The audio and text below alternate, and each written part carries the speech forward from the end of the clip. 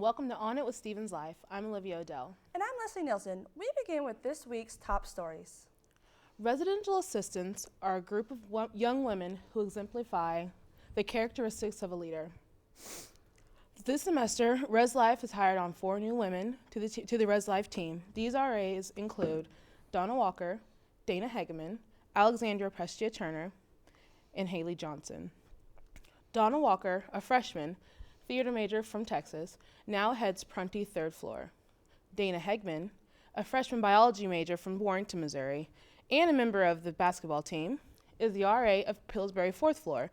Alexandra Prestia Turner, freshman theater major from Colorado, covers CRC 4th floor. And Stephen's Life's very own Haley Johnson, a sophomore fashion communication major from Lexington, Missouri, is now the RA of Tower 2nd floor. These women have big shoes to fill for the remainder of the semester, but with their drive to bring residents together and create a better sense of community for Stevens, they will do just fine. Haley Johnson, huh? Wow, what a great person and a great Stevens staff. Now, we're going to go to Olivia. I think it's her plan now to head over for the interview from Head of Security, Tony Coleman. Thanks, Olivia. And thanks for joining us today, Tony. Glad to be here. What initiatives has security undertaken this year that differ from last year? Well, 2 of the biggest things, first off, we've added an additional security officer to our full-time staff. That is a very big addition as far as the visibility of security on campus goes. The other one is the addition of security cameras throughout campus, which has been a project that we've been working on for some time, and finally it came about this year. Well, that's neat. I understand that there were active shooter training sessions taking place. Why did you feel the need for those? The timing was right. I mean, unfortunately, you hate for a tragedy to happen, but anytime one does, such as what happened back in December at Newtown, Connecticut, it makes you want to take a look at the things that you're doing on campus, to look at your policies, the procedures that you have in place. And we felt that the time was right to kind of address that and to bring an awareness, if you will, to our campus community about these type of incidents. And how do you feel those sessions turned out? I wish that we would have had more student turnout, and we're probably going to do those again. Just to get more involvement, but we were able to reach nearly the entire faculty and staff population on campus over the 2-week period that we did the several sessions. So do you feel that faculty is more prepared to deal with an incident like this now? Yeah, and the training was geared toward awareness and being able to provide just some information that should they ever find themselves, whether it be here or in some other environment, that they're able to think back and remember and be able to make quick decisions that might impact their personal safety as well as those around them, which would include students. Yeah, another question is, I understand that your security office is relocating. When and where? That come about for a couple of reasons. One, of course, I mentioned the addition of the cameras. We needed more space for our video wall, and also the renovations that they're doing to Rob Lee. So the timing was there, and after we looked at different locations, we felt that relocating over into the tower basement was most conducive for the setup that we needed, and plus it's going to benefit the students in tower because the washer and dryers will be moved to the floors this summer instead of just in the lounge. Awesome. So, but it'll provide us a nicer space, a bigger space for the things that we need to do. Well, thank you for all of your service, and thanks for joining us. Back to you, Leslie. Thanks, Haley. Students have many opinions about the job security does around campus, but it is really clear that they are taking measures to ensure our safety. I agree. Our security team is actually a group of pretty comical men and women. I laugh at the way they drive around the cars as if they're actual cars. I know, right? It's really crazy. It's either that or take Fast Cat around campus, but I don't think President Lynch covered them with that deal. We go to Jessica Langford with more on that. Jessica? Thanks, Leslie. The newest addition to Columbia Transit bus routes makes its way throughout the campuses of Stevens and MU. But how helpful has it really been thus far? Sophomore fashion design major Jada West believes that the buses are pointless. While they connect the buses and go downtown, they don't go to the more popular places that are harder for students to reach. So, the free services are here and they're always available for the locals, and hopefully it'll make their lives slightly less stressful and getting them to the destinations throughout downtown and around campuses and whatnot. And to find out more information about FastCat, connect or to contact them at 573-874-7282, or you can contact them at ridefastcat.com. Back to you, Olivia. Thanks, Jessica. I kind of like that we have access to our own bus, which is not really necessary getting around campus, but it might make us more aware of what's going on in Columbia. I agree completely. For example, many students are unaware of the upcoming True False Film Festival. Okay, well, from February 28th through March 3rd, Columbia will host documentary filmmakers from around the globe, showing their films and leading discussions about their subjects in the first festival. The first festival occurred in the summer of 2003, and the annual event has been growing ever since. Some of the films that can be seen at this year's festival include Blackfish, Dirty Wars, No, and Pandora's Promise. Passes for the festival are now available. They will also have a box office set up on 1012 Broadway where tickets can be purchased. For a complete list of showtimes and films, go to the True False website, www.truefalse.org. Films are one source of entertainment, and we're going to kick down to Emily to talk about another. This semester, Stevens Theater Department is producing The Tempest. Emily? Thanks, Leslie.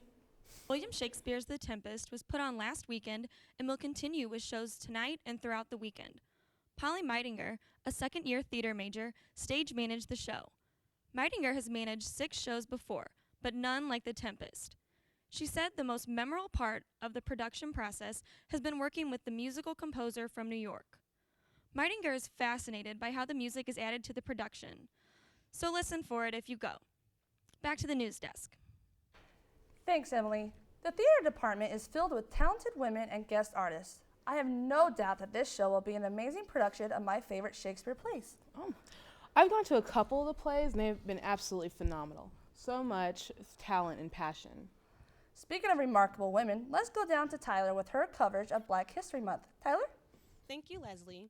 With Valentine's Day out of the way, we can focus on a celebration that lasts the entire month. While Stevens has no set plans for this year's celebration, plan some way to organize the occasion for yourself. Columbia has a little Black history of its own.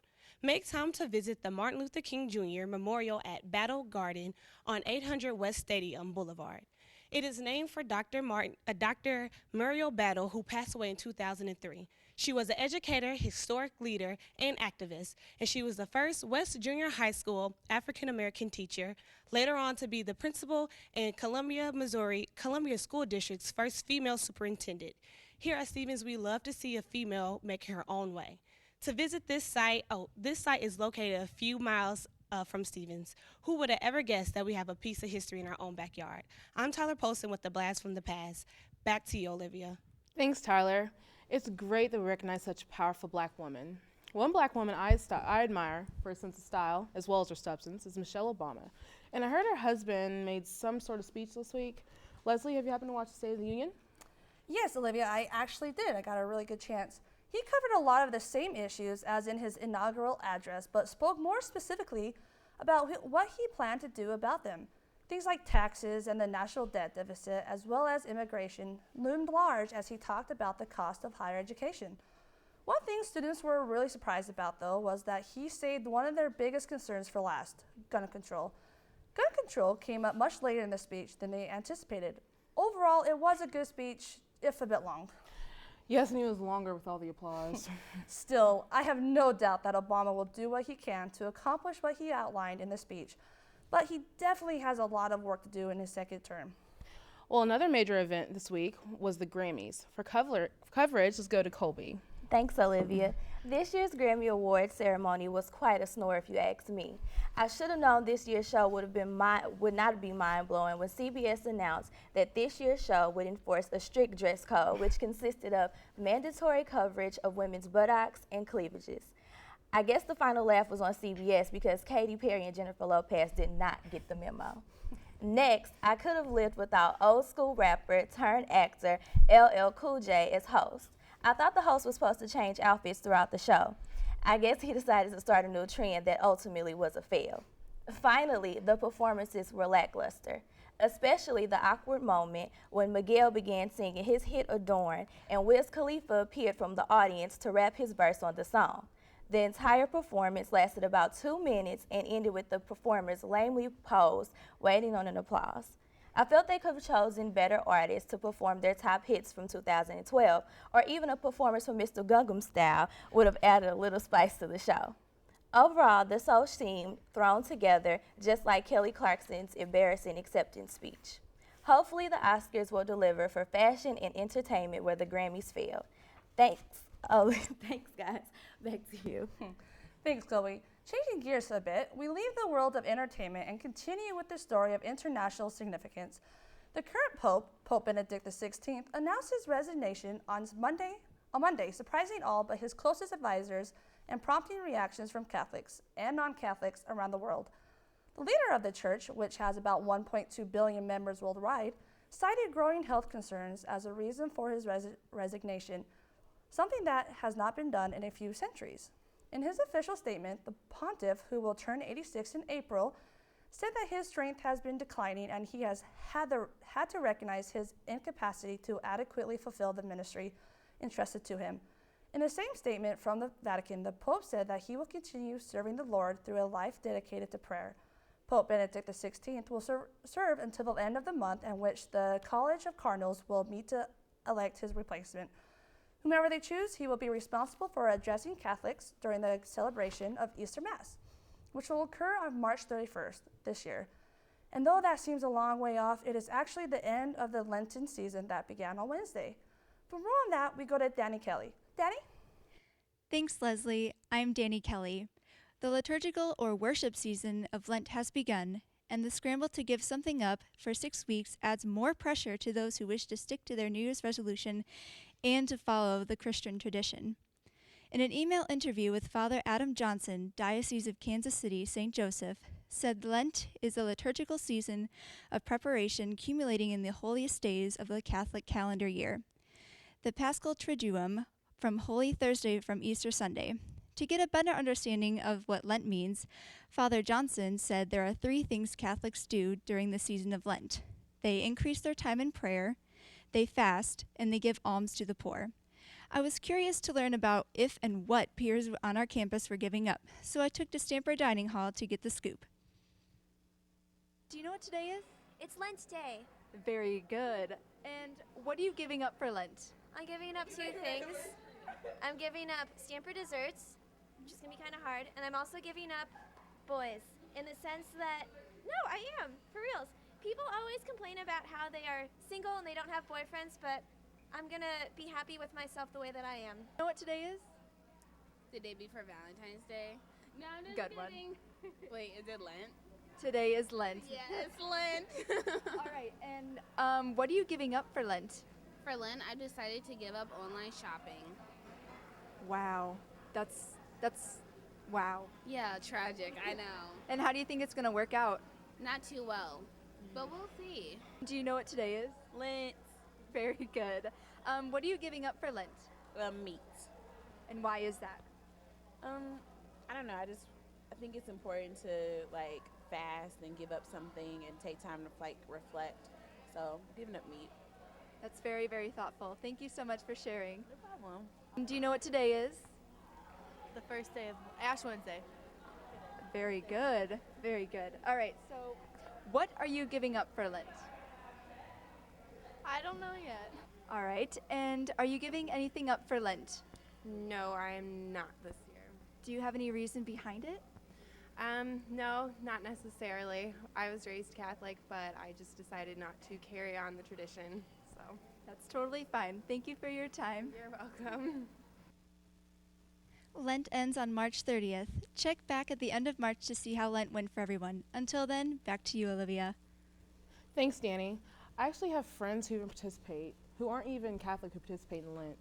It's a good test of character and how resistant to temptation you are. Yeah, giving up something that I love for 40 days and 40 nights is a challenge. Facebook would be really hard for me to give up. I think that wouldn't be impossible for me too. On the topic of Facebook, let's go down to